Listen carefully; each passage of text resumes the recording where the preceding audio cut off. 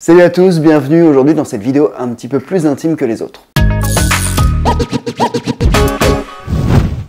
Comme le veut la tradition, aujourd'hui je vous parle de mon bilan des objectifs de 2020. Objectifs de 2020 que j'avais pris d'ailleurs devant vous il y a un an, début 2020. Alors pour rappel, j'avais pris 3 objectifs.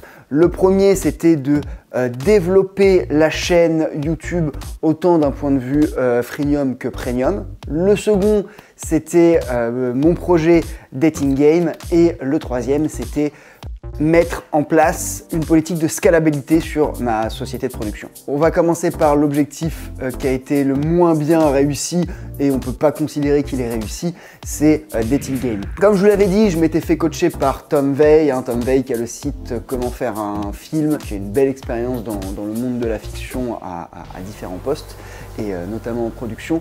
Et donc je m'étais fait coacher par lui qui m'a accompagné pour la réalisation du dossier de production. Alors c'est ce qu'on a fait, il m'a aussi aidé à structurer le projet. Donc on a fait le dossier de production, mais malheureusement, il m'a aussi, malheureusement ou heureusement, pointé les faiblesses, dont la principale qui était le fait que ça soit un 10x10.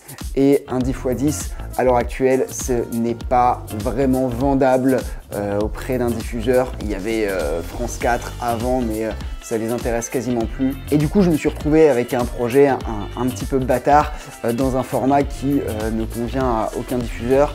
Donc j'aurais peut-être pu l'anticiper avant. Et il m'a fait aussi pointer d'autres faiblesses, notamment mon manque de crédibilité et d'expérience en fiction, et que voilà, ça pouvait être assez compliqué. Ensuite, il y a eu le confinement. De toute façon, tout a été gelé après le confinement. Puis ensuite, il y a eu la rentrée. Bref, comme je vous l'avais dit d'ailleurs dans la vidéo de rentrée, ce projet Dating Game, je vais le mettre en stand-by. Ça me chagrine parce que j'ai mis beaucoup de temps, beaucoup d'énergie à le faire. Mais en même temps, c'est quelque chose qui est assez énergivore. J'ai plutôt bien avancé. J'ai un concept et des choses à présenter, soit devant des prods, soit devant des diffuseurs, même s'il faudra peut-être que je le retravaille en 20 minutes. On m'avait aussi expliqué comment ça fonctionnait les séries. Et les séries, au final, les diffuseurs n'achètent que rarement des scénarios pré-finis, ils achètent surtout des concepts. Le prod, généralement, a un catalogue de concepts et il va voir les diffuseurs en disant bah tiens, j'ai ça, j'ai ça, j'ai ça, j'ai ça. Et le diffuseur dit bah ça peut me plaire. Et ensuite, à partir de là, ils travaillent main dans la main, donc producteur, diffuseur et réalisateur, pour développer ce concept et pour faire une continuité dialoguée, un scénario et bref, un projet. En tout cas, j'ai un dossier de production qui présente le projet. Et ça, au final, depuis le début du confinement. Mais j'ai pas eu la force d'aller essayer de démarcher les producteurs. Peut-être à tort, peut-être à raison, je ne sais pas. Dans tous les cas, mine de rien, l'objectif de faire de la réalisation, ça reste un objectif qui est toujours très important pour moi. Vous le verrez dans la vidéo de la semaine prochaine, qui est cette fois-ci la vidéo Mes objectifs 2021. Je compte laisser Dating Game en stand-by, mais je ne compte pas du tout laisser mes objectifs de réalisation en stand-by, mais ça, c'est pour la semaine prochaine. Le second projet, c'était développer, apprendre le cinéma. Et apprendre le cinéma, c'était le développer en 2 axes. Déjà, l'axe freemium, c'est-à-dire tout ce qui est le contenu gratuit sur la chaîne YouTube, c'était upgrader le contenu. Et ensuite, l'axe premium, c'est-à-dire trouver un modèle économique à la chaîne. Le modèle économique, je vous en ai déjà parlé, on est de plus en plus de youtubeurs à faire ça, c'est la vente de formations en ligne. Alors, qu'en est-il de cet objectif divisé en 2 objectifs? Alors déjà, pour le contenu de la chaîne, surtout depuis la rentrée, vous l'avez peut-être vu, on a un petit peu upgradé, que ça soit avec des plans de coupe qu'on met plus régulièrement dans nos vidéos. On fait pas que du fast cam, on prend le temps de mettre des plans de coupe, même si ça prend pas plus de temps en post-prod. C'est un temps qu'on prend pour que les vidéos soient plus agréables. On a aussi développé des formats. Il y a eu le format La grammaire du cinéma, où on a eu d'excellents retours. D'ailleurs, merci beaucoup, avec un premier épisode sur les mouvements de caméra et un deuxième épisode sur les équipements pour faire les mouvements de caméra. Le prochain épisode, on va en sortir un par mois, et le prochain épisode sera sur les transitions au cinéma, donc le cut, le fondu au noir, et des choses peut-être que vous connaissez peut-être un peu moins, comme le match cut ou le raccord forme. Il y a eu aussi des vidéos vlog où je vous ai emmené sur les tournages, donc j'en ai fait un en séminaire où on faisait un live. Là, on en prépare un deuxième où c'est plus une vidéo classique de portrait, mais pour un vidéaste, c'est une situation qui est très fréquente. J'aimerais bien aussi en faire, bon bah pour ça il faut faire des tournages de fiction, c'est l'objectif, mais en faire sur des tournages de fiction. Donc au final, la première partie de cet objectif, elle a plutôt été atteinte.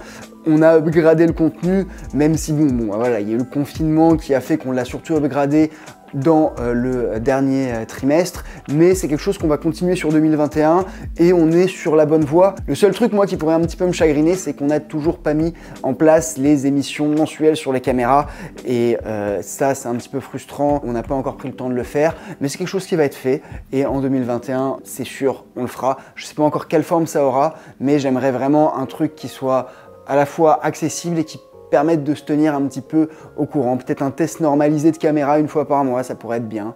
Donc voilà, ça arrivera normalement en 2021, mais je vous en parle encore une fois la semaine prochaine. La deuxième partie de cet objectif, c'est la partie premium, donc la vente de formation. L'année dernière, on a sorti 2 formations, c'était un bundle de formations qui s'appelait d'un côté Maîtrise ta cam et de l'autre Vidéaste averti. D'ailleurs, je pense les repackager en formation vidéaste ceinture jaune et formation vidéaste ceinture rouge. C'est un truc auquel je réfléchis, j'ai vu ça dans d'autres formations sur d'autres sujets et je trouve que c'est un petit côté gamifiant moi que j'aime beaucoup.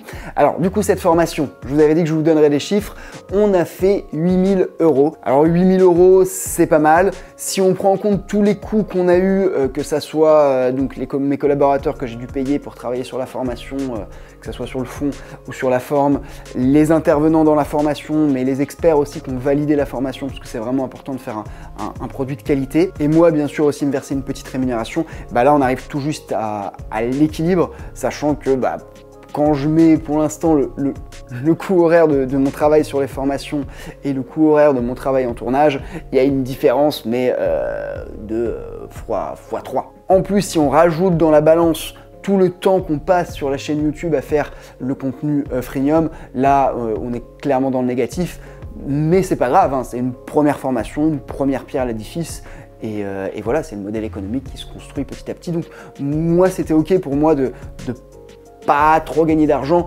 même d'en perdre si on prend en compte le contenu gratuit, parce que c'est quelque chose qui se construit sur le temps et sur la confiance avec les clients, les abonnés et tout ça. Puis en plus honnêtement, je suis très content du résultat, je trouve que ça valait vraiment le coup, on a eu des super retours sur la formation et voilà, ça me tenait à cœur un petit peu de partager et de faire une bonne formation, pas une formation où au final, si on se creuse un peu la tête, on retrouvera le contenu sur YouTube. Non, je voulais vraiment que les personnes qui nous font confiance à mon équipe et moi en aient pour leur argent. En plus de cette formation, on a aussi fait, ça nous a pris un temps monstre et en plus ça a coûté de l'argent, mais genre je crois que j'en suis à 2500 € de dépenses. C'est la validation en tant que centre de formation, donc ça y est, on est centre de formation officiellement, on a eu notre numéro de formateur et là on est en train de se faire agréer par les OPCA, par le CPF et normalement je pourrais vous proposer peut-être d'ici la mi-saison des formations qui sont, alors on ne pourra pas toutes les proposer parce que toutes ne vont pas rentrer dans le cadre, mais il y aura certaines formations que vous pourrez faire financer, soit par votre OPCA, soit par votre CPF. Et ça, c'est super cool parce qu'en gros, vous pourriez avoir des formations plus ou moins gratuites. D'ailleurs, je fais une petite parenthèse.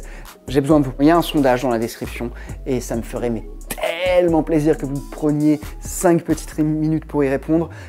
Moi, à la fois, ça va me permettre de comprendre un petit peu vos besoins et ce que vous aimez sur la chaîne YouTube pour toujours améliorer la chaîne YouTube dans son contenu et également quels sont vos besoins de formation pour pouvoir proposer des produits où il y a une demande et un intérêt. Donc ça me ferait vraiment super plaisir que vous preniez ce temps pour répondre au sondage. Merci d'avance. Bref, après cette petite parenthèse, on revient sur notre projet qui est développer la chaîne YouTube d'un point de vue freemium et premium et donc un modèle économique. Là, on peut dire qu'il a été atteint. Alors, je ne m'attendais pas à rentrer direct, à faire plein d'argent et à faire... Enfin, j'aurais pu en étant super marketeux et tout ça. C'est pas mes valeurs et voilà, je suis content de la manière dont on a fait les choses, d'autant plus qu'il y avait le confinement. L'année prochaine, ça va de nouveau être un objectif, mais je vous en dis plus dans la vidéo de la semaine prochaine. Dernier objectif, la scalabilité de la boîte. Alors, qu'est-ce que c'est en gros la scalabilité? On va dire que c'est avec des mêmes ressources, produire mieux et plus vite, en gros. Et donc ça passait par pas mal de choses. C'est déjà passé par des process. On a mis plein de process. Ah bah, je vous parlais de YouTube. On a enfin un super calendrier éditorial sur YouTube. En fait, on a tout mis sur un logiciel qui s'appelle Notion, qui est un logiciel mais génial. Je vous en parlerai peut-être. Je suis en train de l'utiliser. Il peut aussi énormément s'utiliser dans tout ce qui est pré-production, dépouillement ou des choses comme ça. Et donc, on a placé tous nos process sur ce logiciel Notion pour que ça soit super clair pour toute l'équipe. Et quand il y a quelqu'un qui rentre dans l'équipe, que ce soit un nouveau collaborateur ou alors un stagiaire, il puisse avoir direct accès à ces process. L'un des process sur lesquels on a le plus travaillé, c'est le process de post-prod et notamment la livraison. Avant, il y a encore un an, j'avais cette casquette plus ou moins de directeur de production et j'étais entre le client et le monteur. Et en fait, ça, c'était une grosse erreur qui nous a d'ailleurs fait perdre quelques clients. Pourquoi? Parce que le fait qu'il y ait un intermédiaire entre le monteur et le client, bah, ça rajoutait de la friction pour le monteur en termes de prise d'information, pour le client en termes de livraison, et puis pour moi en termes de temps, c'était extrêmement chronophage. Alors que maintenant, il y a le monteur et le client qui sont directement en contact. Il y a tout un process de prise de contact, de mail et tout un process de normes qualité qui fait que le monteur va pas être perdu si je ne suis pas là et que le client aura une livraison de qualité. Donc voilà, ça c'était un gros game changer et ça va nous faire gagner énormément de temps. On l'a déjà testé sur plusieurs clients. C'est en place en fait depuis la rentrée. Il faut savoir aussi que il y a 2 membres de l'équipe qui sont partis et 3 nouveaux qui sont rentrés. Et ça a fait beaucoup de bien, ce 109. Pourquoi? Bah, c'est plus simple d'enseigner des process à des personnes vierges, entre guillemets, qu'à des personnes qui ont pris l'habitude de travailler comme ça depuis 2-3 ans. Après, là, je vous avais dit que je serais franc. Clairement, le deuxième confinement, il nous a fait mal. Il nous a donné un coup dans les dents. Entre les deux confinements, on a pu bien se remettre.